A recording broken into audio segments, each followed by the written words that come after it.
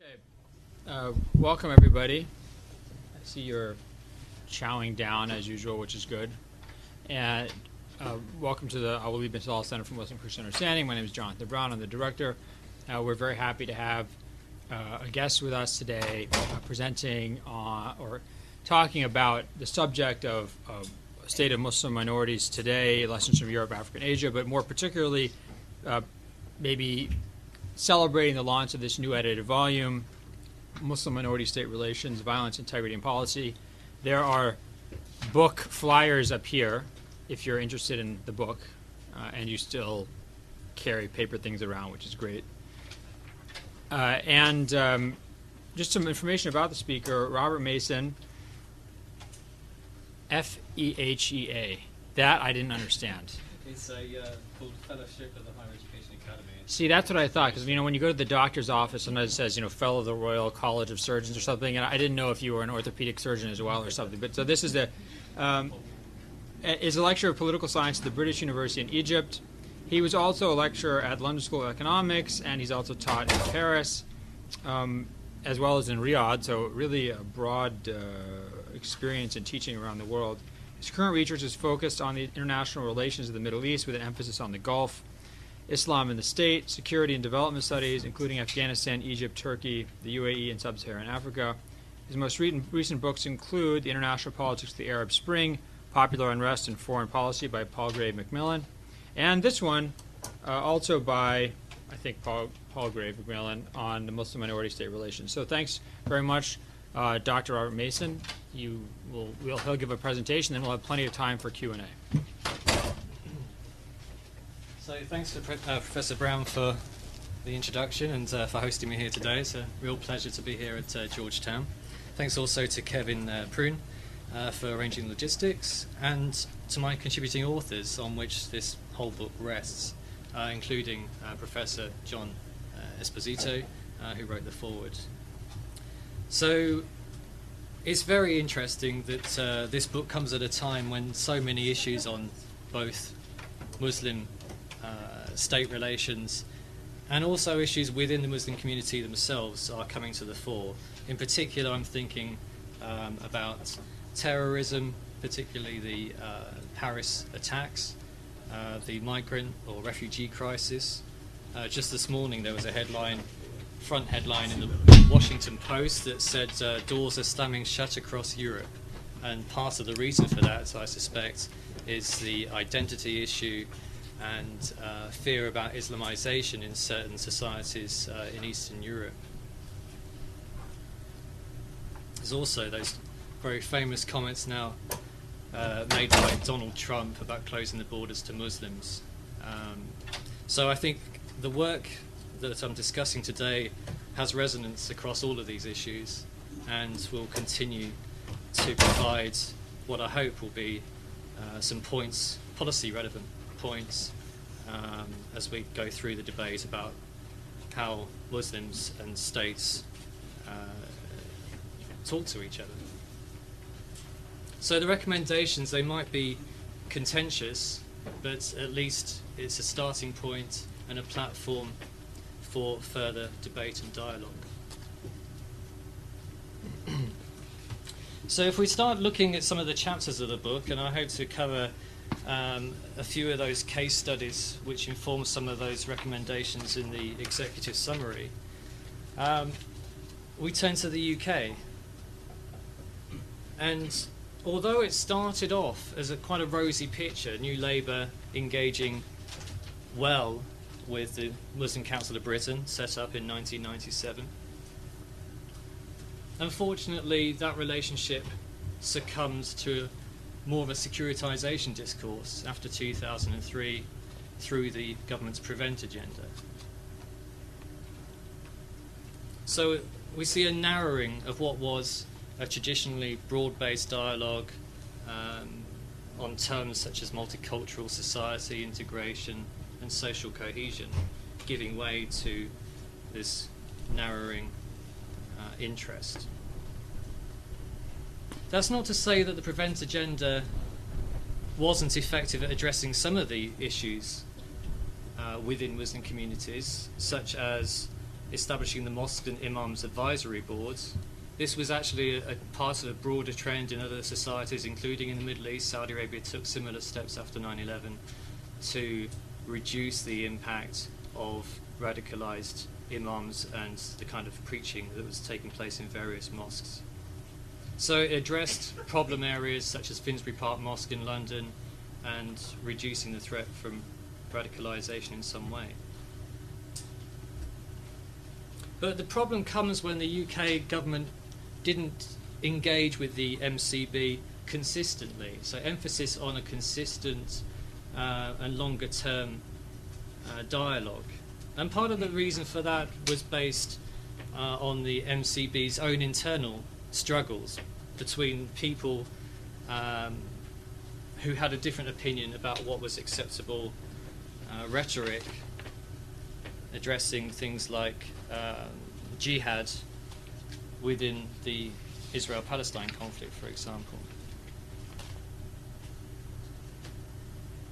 But there's also this broader issue about political media and public conflation of Muslims and terrorism, as there are in many societies right now. Increasing Islamophobia has been apparent following various attacks. But interestingly, after serious incidents such as the murder of Lee Rigby outside his London barracks in 2013, engagement was back on the agenda. But to be reactive like this is not really an effective policy. What is much more useful is a longer-term sustained approach to Muslim state engagement. And the other thing is, the Muslim Council of Britain, it represents other organisations, other Muslim organisations. It doesn't represent Muslim individuals, and it doesn't enjoy the kind of legal status which some other religious organisations enjoy.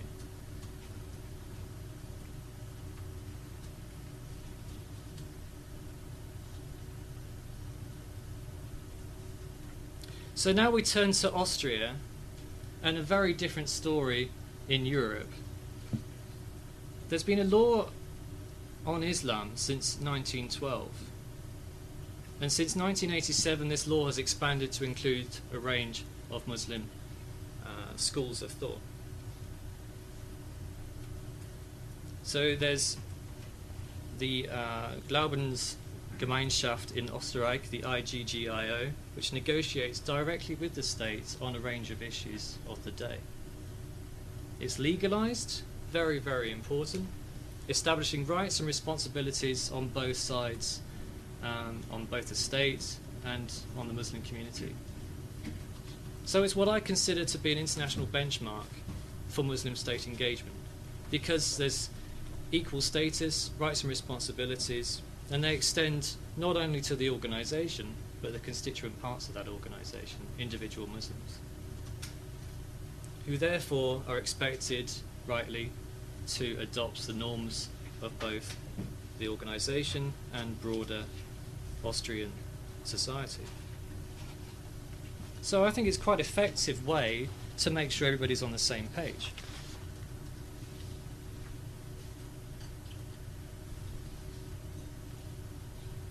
What is a little bit more problematic, of course, in Austria is the financial arrangements for some of these Muslim organisations, such as the mosque in Vienna, where it's entirely financed by Arab states, and yet the Austrian government is saying, actually, we'd like to make sure that none of your funding comes from foreign sources because we're worried about the potential for terrorist activities.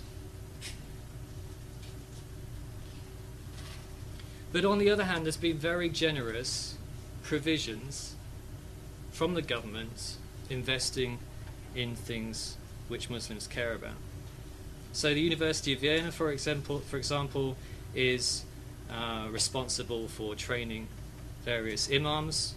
There's a language expectation that these imams speak German. And yet it's a partnership. So the IGGIO is responsible for the curriculum. And tellingly, 2,000 public schools are teaching Islamic religious instruction to 57,000 Muslim pupils.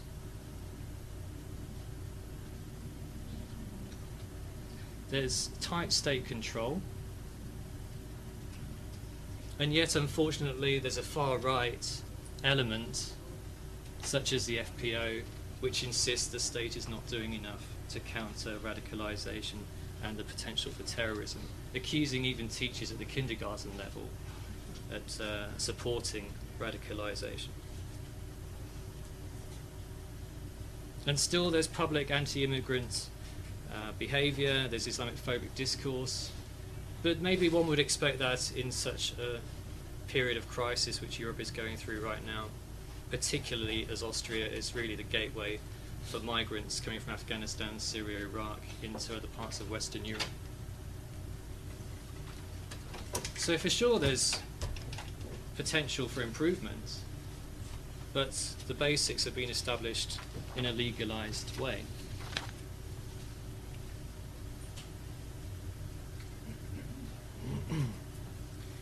Now we turn to Kenya and some very different lessons to be learned.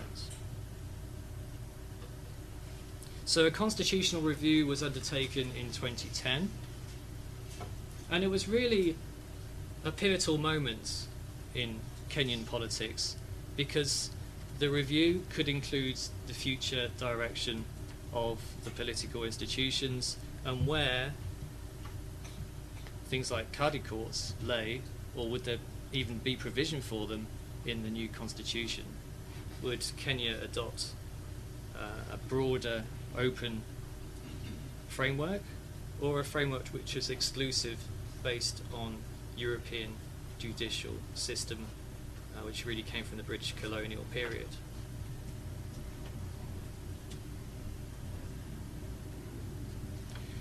This constitutional review was fairly quickly followed by the Garissa University attacks, the high-profile violent Islamist attack in 2015. And again, the backlash from that meant that those seeking an exclusive Christian approach in the judicial and public sphere were empowered. And Muslim communities were under pressure, and their arguments eroded in terms of establishing room for their own Sharia Qadi courts. And by the way, these courts have been around for some time, so Kenya has been open to this idea in civil law, at least, for some time.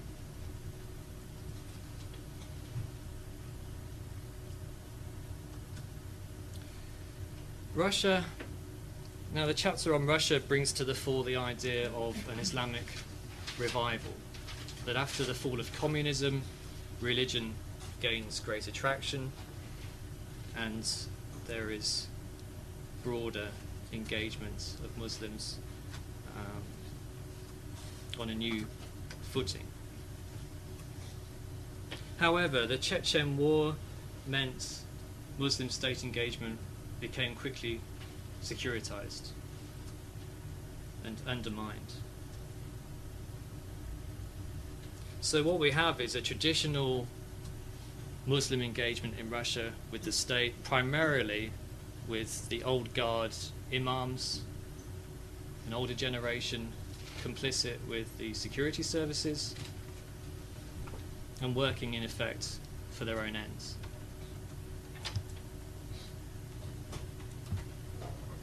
There's more than 40 muftiyates, religious authorities that oversee the day-to-day operations of schools and mosques, attracting a certain amount of funding from various sources. But while that is all well and good, in effect, the younger generation are not necessarily getting the kind of political representation that they deserve. Also, taking into consideration the fact that the Russian Orthodox Church takes precedence, in effect, over other religions in what is supposed to be a secular society.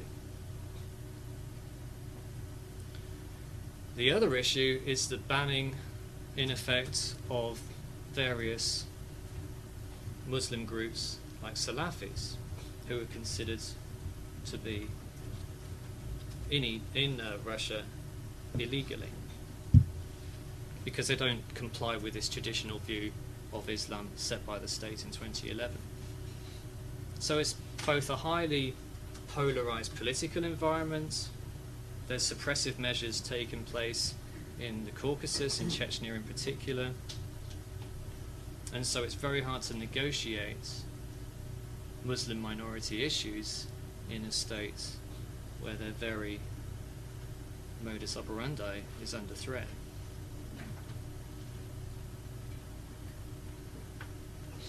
In effect, they're being suppressed, marginalized, and this combination of religious authority and political authority is most evident again in Chechnya.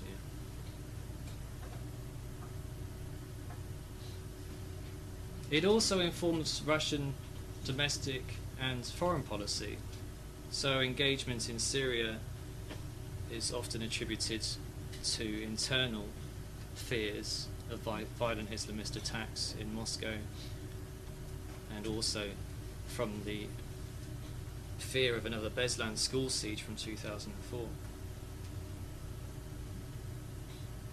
But on top of this issue with secularism, on top of this issue with securitization, there's also the idea that ultranationalism is coming to the fore to boost Putin's authority, to boost Russia on the international stage. And that's quite problematic when it actually compromises things like mosque construction in Moscow, which has been effectively denied by the mayor there.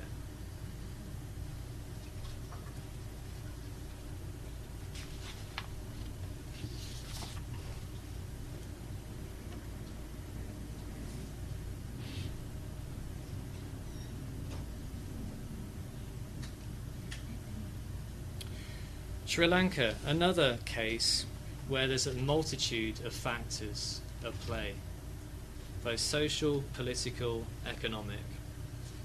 There's been a period of inter-community tension really from 2009, with rising unemployment, problems with the political process itself, of course this recent history of Tamil violence, but also, interestingly, Muslims in their areas where they live and work not really taking the initiative to represent their community effectively vis-à-vis the government.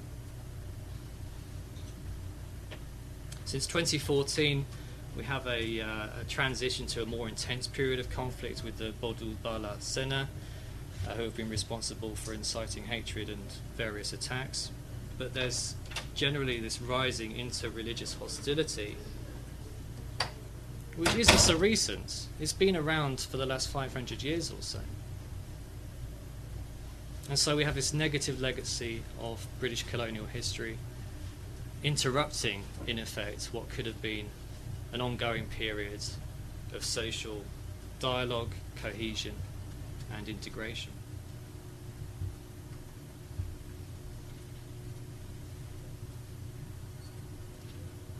So one of the things that came from the Sri Lanka chapter is reconciliation needs to be front and centre of a renewed political debate. The Islamization discourse cannot derail this endeavour. There needs to be a political solution which establishes equal rights across different communities. And one of the best ways to explain it is to look at the Sri Lankan flag. Here you see the Sinhalese majority represented by the lion on the right-hand side.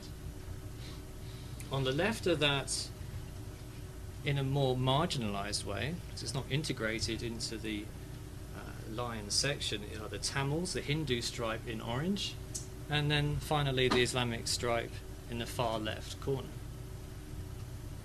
So not only is there an aggressive lion holding a sword facing these minority groups,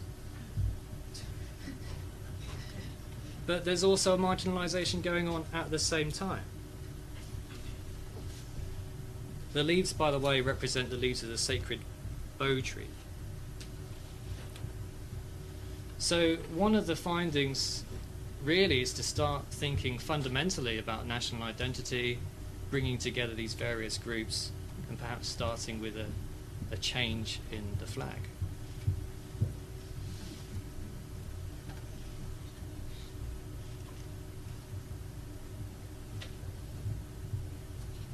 Myanmar, a very interesting picture developing there. One of the most extreme cases. Denied citizenship to 800,000 Rohingya Muslims. A fundamental requirement for the participation in any society is the idea of citizenship.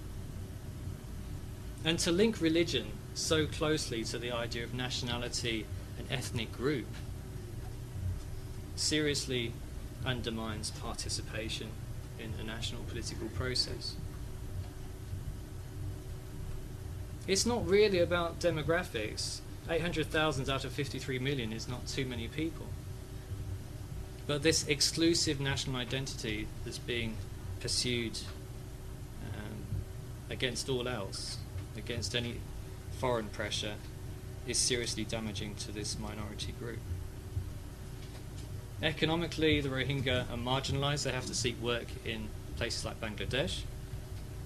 They escape to the border with Thailand and establish very communities in camps there. So what is the solution? Well, apart from hoping that Aung San Suu Kyi's opposition develops a new idea of engaging with this group and developing a dialogue which builds towards the process of integration and citizenship, there's also a role, I believe, for regional actors rather than just state actors, and in this case we're talking about the Association of Southeast Asian Nations. Pressurizing or asking Myanmar to adopt regional norms in this particular area.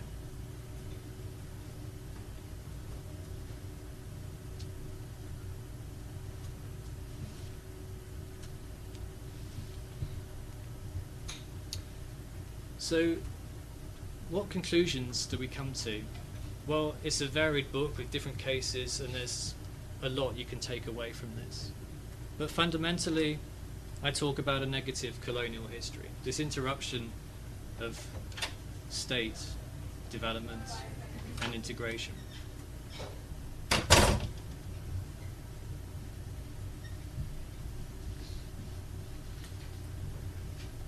Quite naturally, you might expect Islamist-inspired terrorism is causing a conflation between Islam and Muslims and terrorism.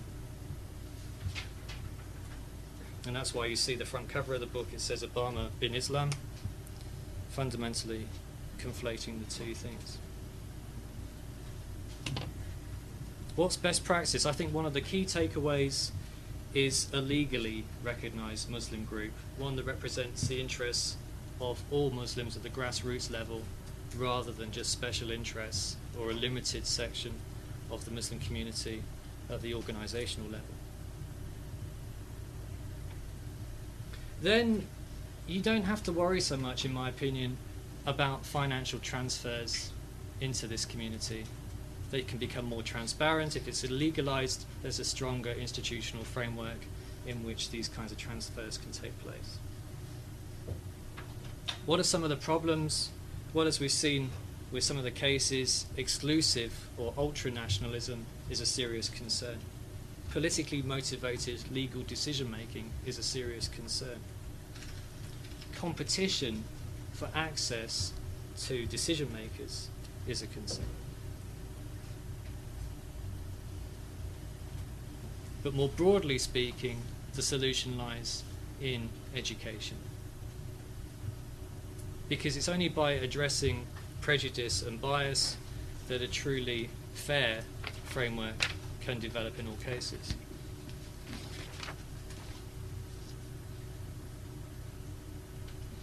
So because we're in DC, I thought I would take this a step further and talk about the US in particular. It's very similar. I think a lot rests in education. We're talking about religious literacy of the entire population, whatever religion that happens to be.